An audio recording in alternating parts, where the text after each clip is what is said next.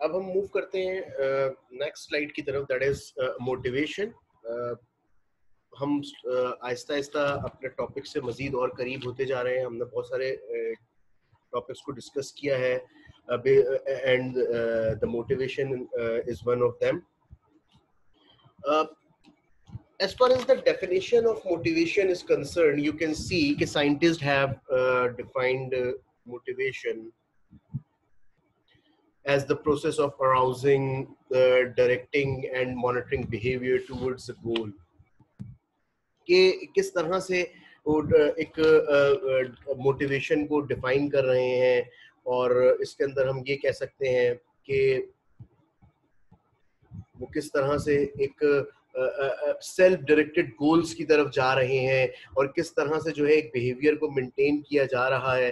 तो बेसिकली इस चीज का ही नाम जो है एक मोटिवेशन है.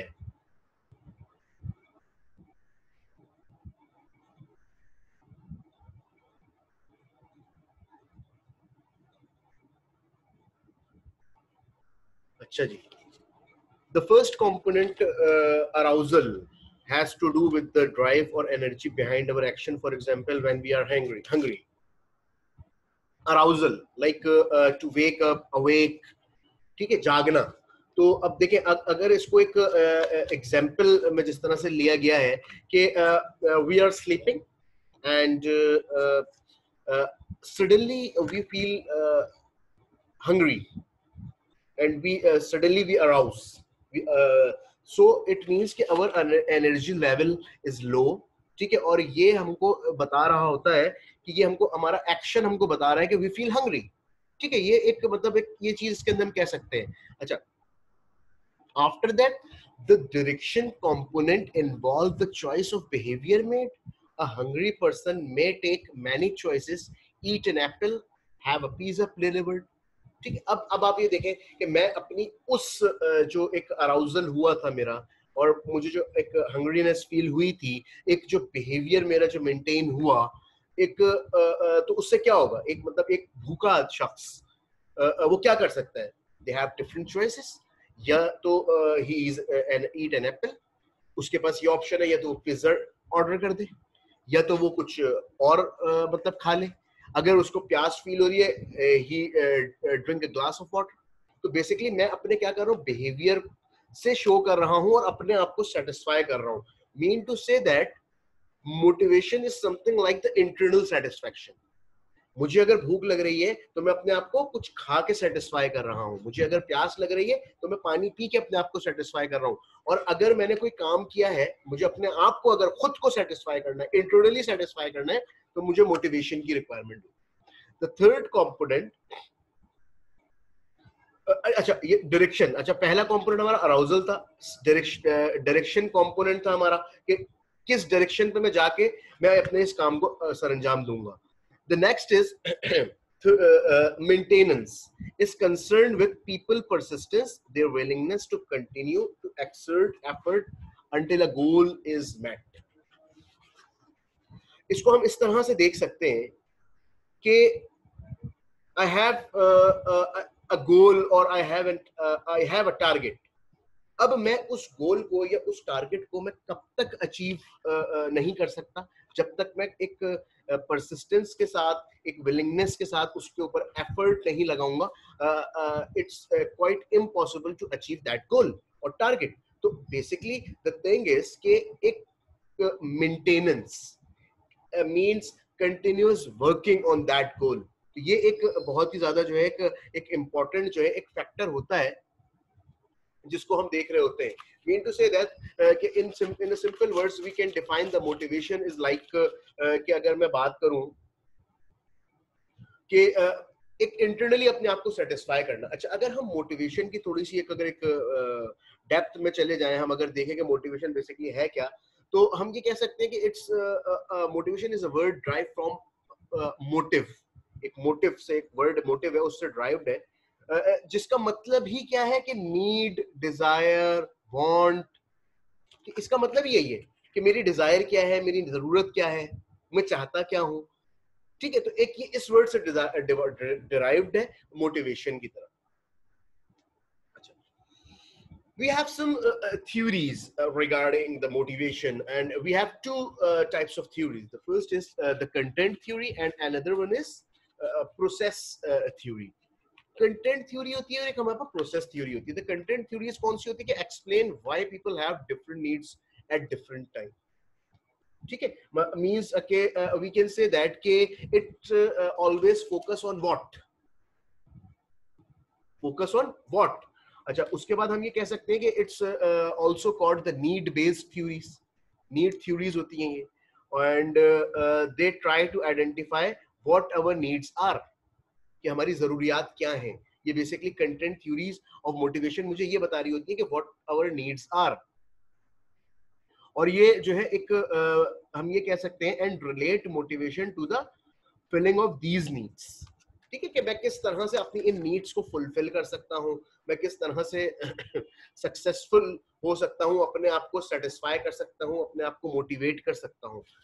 अच्छा, as far as the motivation process theories are concerned, describe the processes through which needs are translated into behavior.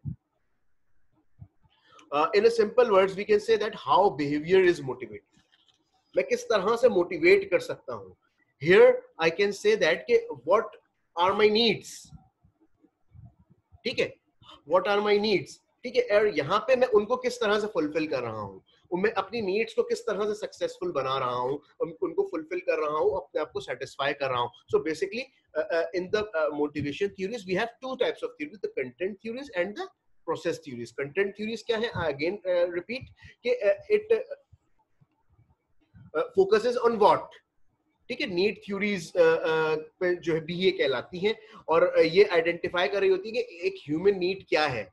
ठीक है, उसकी नीड्स को आइडेंटिफाई कर रही होती है और उस नीड्स को फुलफिल कर रही होती है. On the other hand, the process theories how these needs are fulfilled or motivated. ठीक है. अच्छा, we have some content theories you can see here. The first is the Maslow need hierarchy theory, जो Maslow ने दी थी first in 1960.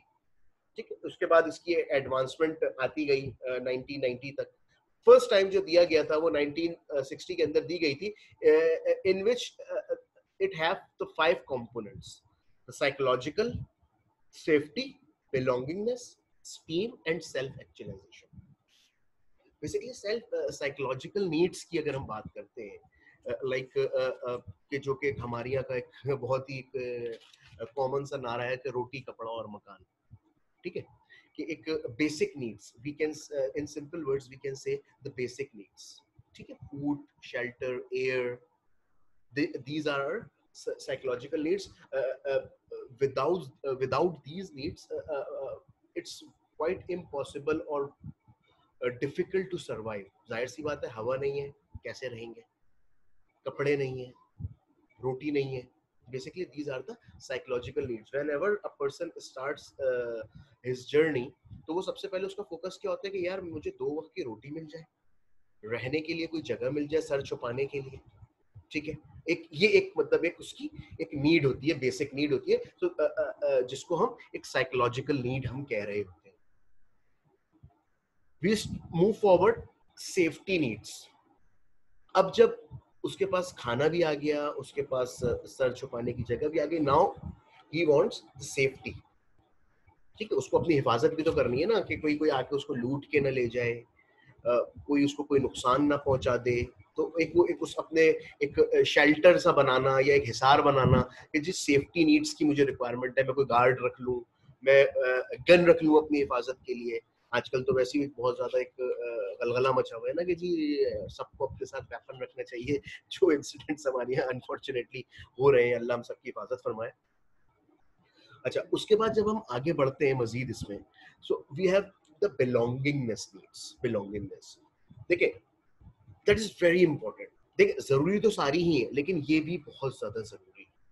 ठीक है, ये भी बहुत ज्यादा जरूरी है. वो कैसे जरूरी है कि जिस वक्त हमारे पास सब कुछ आ गया, भाई पैसे भी हैं, घर भी है, जॉब भी है, अब क्या है, घर वाले कहते हैं जी शादी कर. है, शादी कर ली जाए, means family, love, affection, that's like the, हम इसको ये कह सकते हैं कि ये हमारी एक बिलोंगिंगनेस की अगर हम बात करें तो ये हमारी एक वो वाली एक नीड आ सकती है कि जिसमें हम ये कह रहे हैं कि एक फैमिली मैं अपनी बना रहा हूँ, ठीक है, बच्चे हो गए, बीवी हो गई, मेरे रिलेटिव्स हो गए, मेरे बहन भाई हो गए, मैं बिलोंगिंगनेस नीड्स की तरफ जाता हूँ. After that the steam needs. Steam needs basically मेरी क्या है कि एक नॉलेज की मैं बात करूं, मैं अपनी फिजिकल स्ट्रेंथ की बात कर रहा हूं, मैं इंडिपेंडेंस की बात कर रहा हूं, मैं फ्रीडम की बात करूं, मैं आजादी की बात कर रहा हूं, नाउ आई एम फ्री. मैं किसी हद तक देखिए, एक जो एक जद्दोजहद होती है या जो एक स्ट्रगल होती है वो तो सारी जिंदगी इंसान की चलती है ना, बट एक स्टेज ऐसी आती है कि वेयर हम स्टेबल होने का शुरू हो जाते हैं कि लाइक कि एफर्ट कम और रिटर्न ज्यादा. ठीक है, स्टार्ट जब हम करते हैं तो लाइक मैं 10 घंटे काम कर रहा हूँ, महीने के 20,000 रुपए अर्न कर रहा हूँ. आफ्टर सम टाइम 8-10 साल के बाद मैं 5-6 घंटे काम कर रहा हूँ और 1 लाख रुपए कमा रहा हूँ. तो basically that's the steam factor, steam need, कि अब मुझे अपना फ्रीडम है, मैं अपनी मर्जी से कुछ कर सकता हूँ. ठीक है, ये मेरी एक, जैसे कह सकते हैं कि एक मेरी स्टीम नीड है. अच्छा, उसके बाद हम अगर बात करते हैं सेल्फ एक्चुअलाइजेशन की, हम सेल्फ एक्चुअलाइजेशन की अगर बात करते हैं तो बेसिकली सेल्फ एक्चुअलाइजेशन एक मेरा वो पॉइंट है कि जहां पे आई अचीव्ड एवरीथिंग, मैं सब कुछ अचीव कर चुका हूं. अब जो मेरे कुछ ख्वाब थे, मैं उन ख्वाबों को पूरा करने की कोशिश कर रहा हूँ. ठीक है, लाइक मेरी ख्वाहिश थी कि जी कोई शख्स भूखा ना रहे, मैं जो है एक ऐसा शेल्टर होम या कोई एक ऐसा जगह बना दूं कि जहाँ पे आके लोग फ्री में खाना खा रहे हैं. मैं चाहता हूँ कि जी कोई बेरोजगार ना रहे, मैं कोई एक ऐसा जॉब बैंक के कोई इस तरह का कोई क्रिएट कर दूं. Basically that's like the self actualisation. मैं इसको डिटेल में भी हम आगे जाके देखेंगे, मैं इसको बहुत एक ओवरव्यू इसका दे रहा हूँ. अच्छा जी, हमारे पास जो एक नेक्स्ट जो एक थ्योरी आती है दैट इज एल्डिफर्स ईआरजी थ्योरी. ठीक है, it's contain just two things, but कौन सी दो चीजें कि जो कि हमारे पास इस थ्योरी से ही रिलेट कर रही है. अच्छा, in which the psychological and safety needs, यहाँ पे एग्जिस्टेंस की बात की जाती है. ठीक है, एग्जिस्टेंस की बात की जा रही होती है इस जगह पे. अच्छा, बिलोंगिंगनेस, यहाँ से शायद वो पता नहीं मिस हो गया. रिलेटेडनेस, बिलोंगिंगनेस में यहाँ पे रिलेटेडनेस की बात आती है. And the esteem and the self actualisation is the growth of a person. ठीक है ना, मतलब यहाँ पे मैं ग्रो कर गया ना, मैं डेवलप कर गया, मेरी डेवलपमेंट हो गई और मैं यहाँ पे फुली ग्रो कर चुका हूँ, तो दैट इज द ग्रोथ.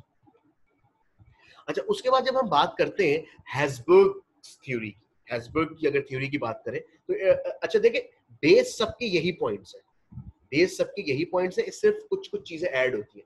अब इन्होंने बात करी यहाँ पे हाइजीन की.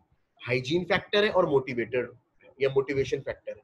हाइजीन फैक्टर के अंदर you see the psychological safety and belongingness, and in the motivators we have the esteem and self actualisation. अच्छा, हम हाइजीन फैक्टर की अगर बात करते हैं तो we have two things, dissatisfaction, no dissatisfaction. और मोटिवेशन, मोटिवेटर्स की अगर बात करें तो simply satisfied, non satisfied, satisfaction, no satisfaction. या तो मैं सेटिस्फाई हूं या तो मैं सेटिस्फाई नहीं हूं. इस जगह पे या तो मैं सेटिस्फाई नहीं हूं या तो मैं सेटिस्फाई बिल्कुल भी नहीं हूं. मतलब ये थोड़ी सी इस तरह का फैक्टर इसमें चला जाता है. अच्छा, हाइजीन फैक्टर के अंदर अगर हम बात करते हैं तो हम यहाँ पे एक ऑर्गेनाइजेशन से अगर इसको रिलेट कराते हैं तो we have the company policies, कि कंपनी क्या पॉलिसी अपने एम्प्लॉयज के लिए बना रही है. अच्छा, उसके बाद जो है रिलेशनशिप्स ऑर्गेनाइजेशन में कैसे डेवलप हो रहा है. अच्छा देखिए, यहाँ पे एक इंडिविजुअल की नीड्स की बात आ रही है, यहाँ पे ऑर्गेनाइजेशनल लेवल की बात आ रही है, कि सुपरविजन या रिलेशनशिप्स की बात आ रही है, वर्किंग कंडीशंस कैसे हैं. अच्छा, उसके बाद जो है यहाँ पे उसके बाद हम अगर बात करें सेफ्टी एंड सिक्योरिटी की हम बात कर रहे हैं. ठीक है, सेफ्टी एंड सिक्योरिटी ऑर्गेनाइज मतलब like my job safety, work condition, मतलब उसकी बात करेंगे वहां पे कितनी सेफ्टी है. अच्छा, मोटिवेशन की अगर हम या मोटिवेटर्स की अगर हम बात करते हैं तो here we have the achievements, कि मैं कितना क्विकली ग्रो कर रहा हूँ. मैं कितना क्विकली ग्रो कर रहा हूँ. Like if I am joining the company as a assistant manager, after 3 years I'll become the manager, and after next 3 years I'll become the senior manager. मतलब इस तरह से मैं कितना क्विकली मुझे अचीवमेंट्स मिल रहे हैं. अच्छा, रिकॉग्निशन के लोग मुझे जान रहे हैं. अच्छा, या सेल्फ एक्चुअलाइजेशन की अगर हम बात करते हैं तो यहाँ पे हम रिकॉग्निशन का फैक्टर ही देख रहे होते हैं कि लोग मुझे मार्केट में जानते हैं. लाइक के XYZ कंपनी के मैनेजिंग डायरेक्टर फला साहब, रिकॉग्नाइज करते हैं लोग उनको. ठीक है. अच्छा, उसके बाद जो है हम अगर बात करते हैं इंटरेस्टिंग वर्क कि अब मैं अगर बात करूं कि एक ऐसे काम के जो कि जिसमें मेरा इंटरेस्ट है, मैं खुद से एक जैसे कि कॉन्सेप्चुअल स्किल्स की अगर बात करूं, ठीक है, कि कॉन्सेप्चुअल स्किल्स को मैं देखूं कि किस हद तक मतलब मैं सेटिस्फाई हो रहा हूं और मैं वो काम कर रहा हूं जिससे मुझे सेटिस्फेक्शन मिल रही है.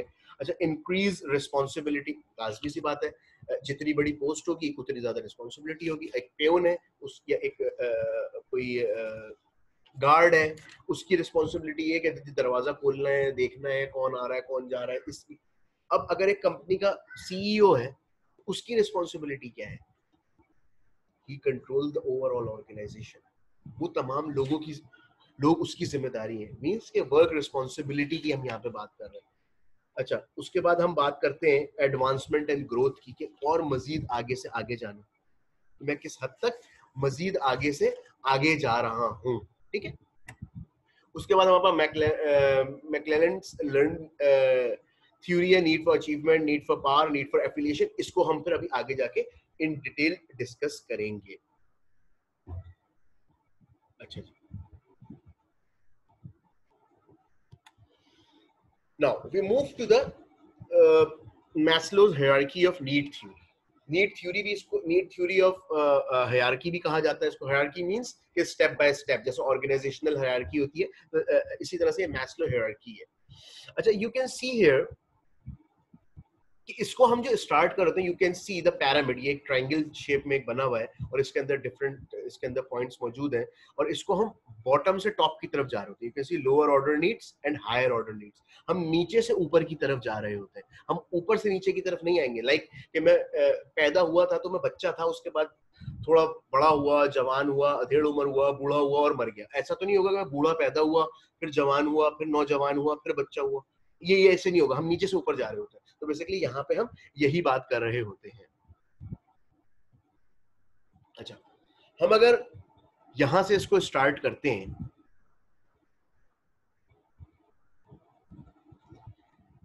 Psychological needs. ठीक है, psychological needs, you can see the biological and psychological needs. It's a basic life needs.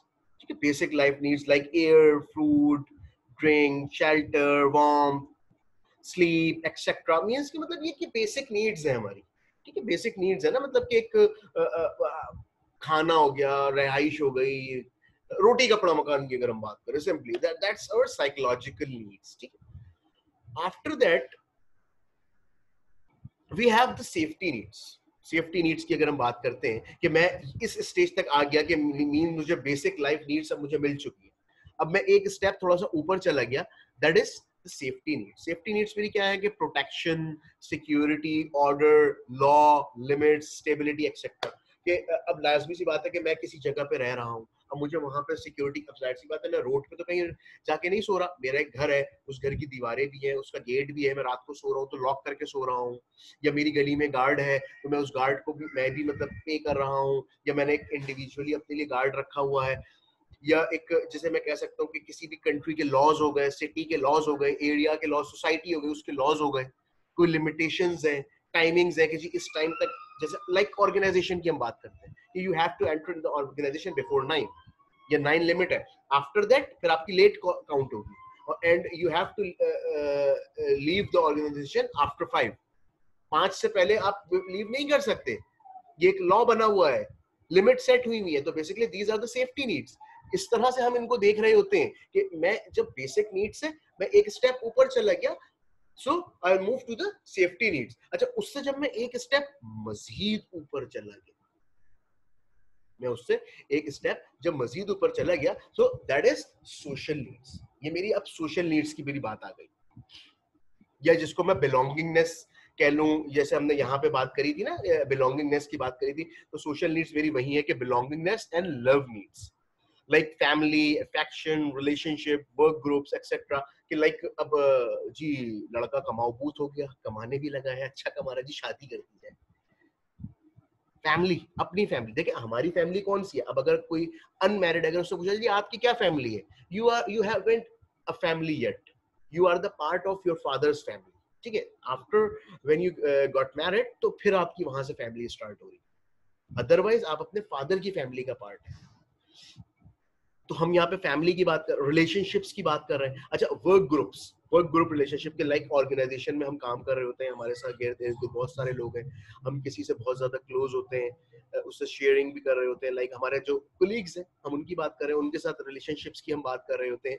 तो बेसिकली ये तमाम इसके अंदर पॉइंट्स हमारे आ जाते हैं कि मैं किस तरह से एक बिलोंगिंग्स एंड लव नीड्स की बात कर रहा हूँ, क्योंकि ह्यूमन नीड्स दैट थिंग, ठीक है, it's necessity of life.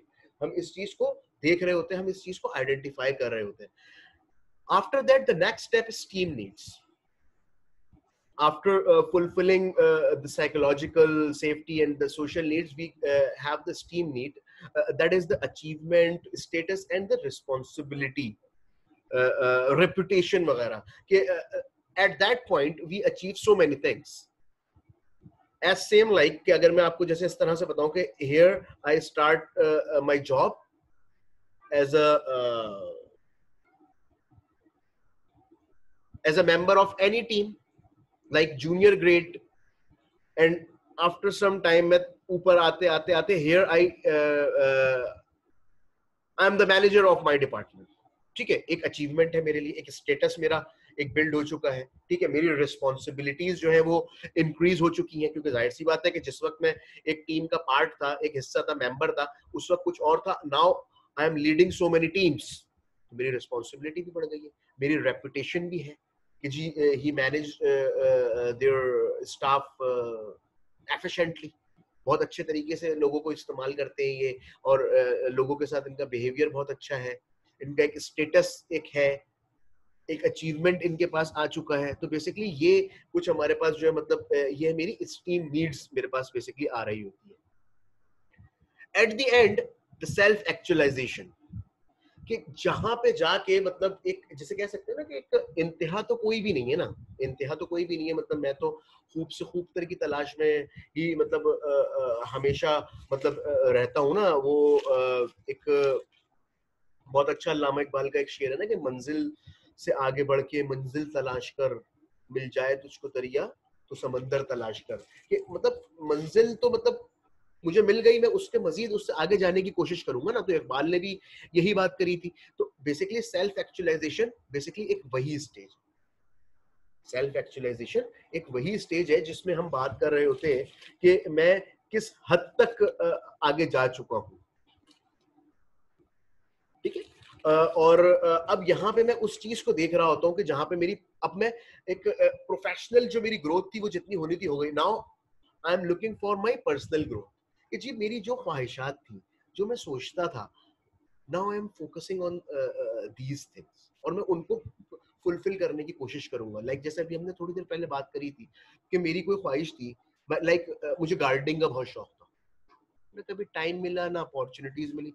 Now I have time and I have also have an opportunity, तो why don't I do this thing, मैं क्यों ना उस अपने जो मेरी ख्वाहिश थी मैं उसको पूरा करूं। अब जैसे हम अगर अपनी की सोसाइटी की अगर बात करते हैं, तो मतलब हमारे यहाँ नॉर्मली क्या हो रहा होता है कि जिंदगी के सारे काम हो गए, मौका ही नहीं दिया। नाउ अब रिटायरमेंट भी हो गई, बच्चों की शादी भी कर दी, चले जी सारी जिंदगी ख्वाहिश रही कि हज किया जाए, अब हज पे चलते हैं। वो जो हज है ना, that's the self actualisation. I am sure कि अब मेरी बात आप लोगों को क्लियर हुई होगी। तो ये एक सेल्फ एक्चुअलाइजेशन की जो स्टेज होती है कि जब हम वहां तक पहुंच जाते हैं, ठीक है। अच्छा, ये बेसिकली एक मैस्लो की जो थ्योरी थी, ये एक उसकी ओरिजिनल थ्योरी थी, ठीक है। ये उसकी ओरिजिनल थ्योरी थी जो अब्राहम मैस्लो ने जो एक दी थी, जिसको हम Maslow hierarchy of need theory कहते हैं। अच्छा, 1970s में मतलब ये इस थ्योरी को एक मजीद एडवांसमेंट की तरफ लेकर इसको आया गया। मतलब थोड़ा सा इसके अंदर मजीद जो है चीजों को एड अप किया गया, बढ़ाया गया कि जी देखें कि हायरार्की के अंदर ये तमाम नीड मॉडल के अंदर तमाम चीजें हैं, बट इसके अंदर हम कुछ एक आध चीज को हम ऐड कर सकते हैं। 5 से 7 हो गई है। अच्छा, उसके बाद अगर हम इसको दोबारा से यू कैन सी कि हम इसको बॉटम से टॉप की तरफ जाते हैं। ऑलवेज रिमेंबर, अब जब हम सबसे नीचे देखा तो हमको वही बायोलॉजिकल एंड साइकोलॉजिकल नीड्स मिली कि जी वही बेसिक लाइफ नीड्स हैं कि मैं अपनी लाइफ को स्टार्ट कर रहा हूँ बिल्कुल जीरो से, मैं सेफ, यहाँ से फिर मैं सेफ्टी नीड की तरफ आया, प्रोटेक्शन सिक्योरिटी की तरफ आया, आहिस्ता आहिस्ता मैं इस तरफ आ गया। अच्छा, उसके बाद मैं आ गया बिलोंगिंगनेस एंड लव नीड्स की तरफ कि जब सब कुछ हो गया तो जी अब फैमिली भी चाहिए, मुझे रिलेशनशिप्स भी चाहिए, जो वर्क ग्रुप्स वगैरह जितने भी हैं, इन तमाम चीजों को मतलब मुझे मतलब देखना है। तो ये बेसिकली एक मैं इन तमाम चीजों को मैं फोकस कर रहा था। अच्छा, after that we have the new thing that is cognitive needs. Cognitive needs what it is? Knowledge, meaning, self awareness. कि मुझे नॉलेज है, मैं मतलब समझने लगा हूं चीजों का, ठीक है। सेल्फ अवेयरनेस के मतलब मैं खुद से चीजों को समझने लगा हूं। द थिंग इज कि मैं इन तमाम चीजों को खुद से समझने लगा हूं। अच्छा, इसको अगर मैं थोड़ा सा और अगर हम इसको डिटेल में अगर देखते हैं कि एक्सप्लोर कर रहा हूं, मैं दुनिया को एक्सप्लोर करना चाहता हूं, मैं जो काम कर रहा हूं मैं उसको एक्सप्लोर करना चाहता हूं, मैं क्रिएटिविटी की यहां पे बात कर रहा हूं, मैं डिस्कवरी की बात कर रहा हूं, मैं क्यूरियोसिटी की बात कर रहा हूं। तो these are the cognitive needs. अगर हम बात करते हैं कि एक what are the cognitive needs of a child, क्या हो सकती है, तो उसकी हम कह सकते हैं कि स्किल डेवलपमेंट, अटेंशन चाहता है वो, मेमोराइज करना चाहता है, सोचना, थिंकिंग करना चाहता है वो। अच्छा, उसके बाद अगर हम बात करते हैं कि इसके अंदर हम एक चीज ये देखते हैं कि we want to remember what we learn. Knowledge यही है ना कि जो मैंने सीखा था उसको मैं याद रखूं। तो that is the cognitive needs, ये मेरी कॉग्निटिव नीड्स। उसके बाद जो मेरे पास जो नेक्स्ट जो मेरे पास आ रही होती है that is aesthetic needs, like beauty, balance, form etcetera. तो हम इसके अंदर बात कर रहे होते कि ह्यूमन नीड्स ब्यूटीफुल इमेजिनरी और समथिंग न्यू एस्थेटिकली। तो मतलब एक ये चीज हम इसके अंदर कह रहे होते हैं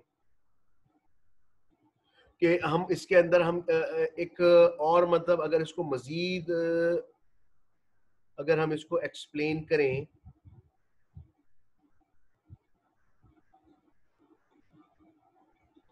तो हम ये कह सकते हैं कि realising personal potential, self fulfilment, seeking personal growth, peak experiences के जो एक्सपीरियंसेस मुझे हो रहे हैं मैं उनसे क्या सीख रहा हूँ। डिफरेंट एक्सपीरियंसेस हो रहे हैं ना, लाइक मैं जब I am the head of my department, अब मैं डिफरेंट लोगों से मिल रहा हूँ, डिफरेंट एक्सपीरियंसेस मैं फेस कर रहा हूँ, तो मैं इनसे मतलब क्या देख रहा हूँ, सीख रहा हूँ, क्या समझ रहा हूँ। And at the end the self actualisation, ये हमेशा अपनी जगह पे ही सेल्फ एक्चुअलाइजेशन रहेगा। ये क्यों अपनी जगह पे रहेगा? क्योंकि अब मैं यहाँ पे अचीव करूंगा, मैं फिर अपनी पर्सनल ग्रोथ की तरफ आऊंगा, ठीक है। अच्छा, उसके बाद जब हम बात करते हैं कि 1990 में जब इसको दोबारा से मॉडिफाई किया गया आफ्टर 1970, ठीक है, 1970 में 60 में दी गई, ओरिजिनल थी 70 में, फिर वो उसको एडवांसमेंट की तरफ लाया गया और 90s के अंदर इसको मजीद मॉडिफाई किया गया, in which you can see the same thing कि यहाँ से हमारी बेसिक नीड से स्टार्ट हो रहा है, सेफ्टी की तरफ, प्रोटेक्शन की तरफ जा रहा हूँ, फैमिली यानी बिलोंगिंग इन लव नीड्स की तरफ आ गए। After that the steam needs, हमारी अचीवमेंट स्टेटस वगैरह, कॉग्निटिव नीड्स आ गए, knowledge, aesthetic needs like what we learn with our experiences, self actualization कि I am go for my personal growth, कि जो मेरी ख्वाहिशात थी वो मैं करना चाह रहा हूँ, वो तमाम चीज इसके अंदर आ गई। And then last, transcendence, helping other to self actualize। अच्छा, what's the difference between the self actualization and the transcendence? अच्छा, सेल्फ एक्चुअलाइजेशन की अगर हम बात करते हैं ना, So self actualization is something like to satisfy myself. It's something like the self fulfillment, personal growth. इस तरह से कि मतलब अपनी मैं अपने लिए बात कर रहा हूँ. But when I talk about the transcendence, तो यहाँ पे हम बात कर रहे हैं सोसाइटी की कि I want to do something for the society. I want to do something for my people. I want to do something for my employees. मैं इनके लिए कुछ करना चाहता हूँ. उनके लिए सेल्फ एक्चुअलाइजेशन करना चाहता हूँ. इनकी पर्सनल ग्रोथ के लिए मैं क्या कर रहा हूँ. इनको मैं क्या सिखा रहा हूँ. इनको मैं क्या ट्रेन कर रहा हूँ. That's the transcendence. ठीक है, क्लियर हो रही है मेरी बात कि किस तरह से helping others to self actualise. यहाँ पे ये चीज एक बड़ी मतलब एक मैटर कर रही होती है कि मैं किस तरह से इस तमाम चीजों को देख रहा होता हूँ.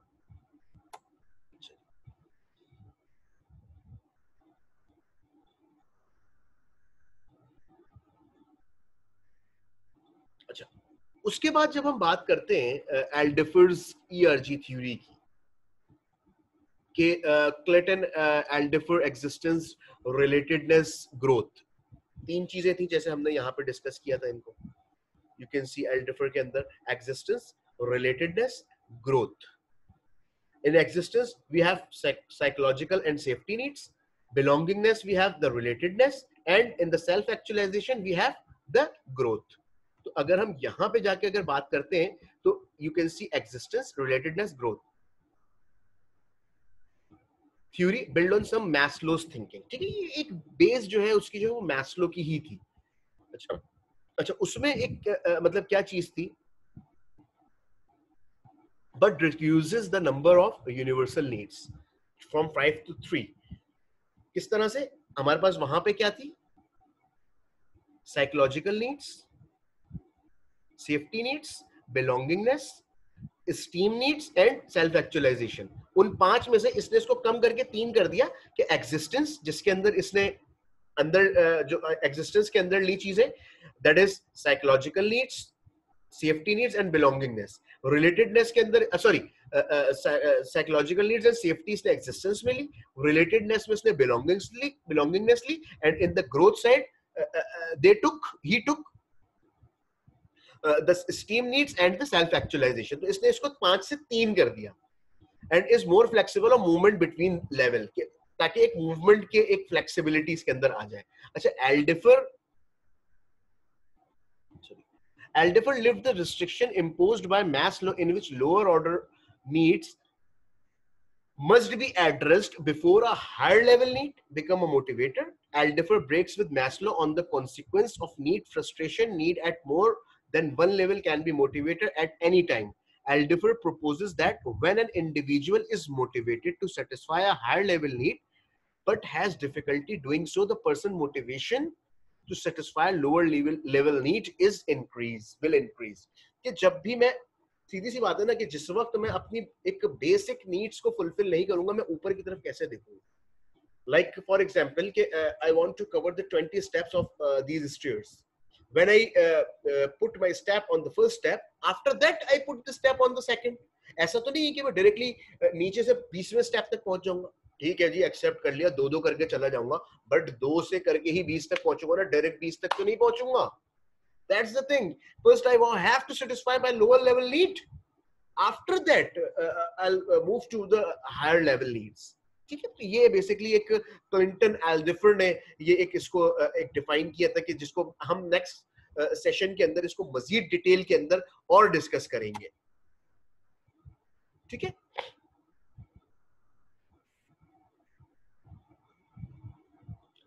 ठीक है. ये आज के जो हमारा लेक्चर है वो हम इसको इसी जगह पे रोक रहे हैं. इंशाल्लाह जो हमारा 6th लेक्चर होगा हम इसको फिर यहीं से कंटिन्यू करेंगे. इसके बाद हमारे पास कुछ थ्योरीज और भी हैं, उन थ्योरीज को हम डिस्कस करेंगे.